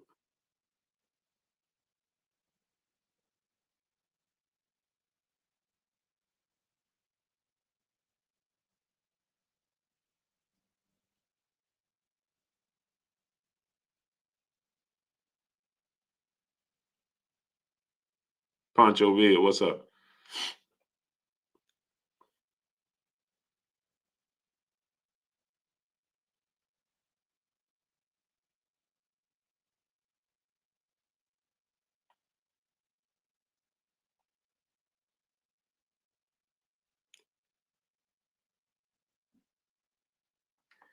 But let me get on out of here. I appreciate y'all coming through, studding up, holding your boy Blue down, and showing me love. Tomorrow we'll be back on. We'll be doing the Tim Tszyu fight versus Bakram Matali. Let me see what time they doing their ring walk.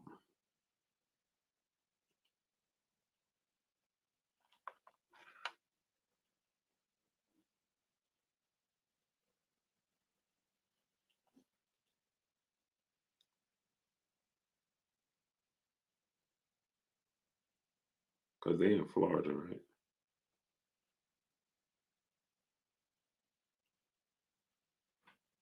Oh, yeah.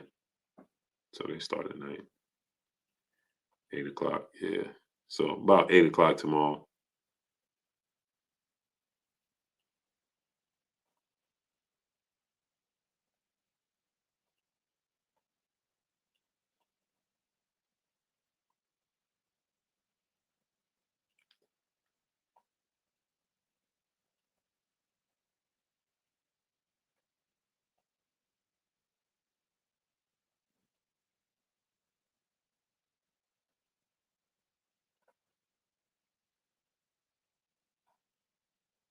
Yeah, tomorrow we're gonna call a fight.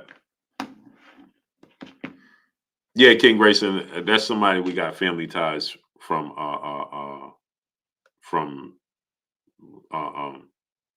K Mula, happy birthday. Much love, K Mula, happy birthday.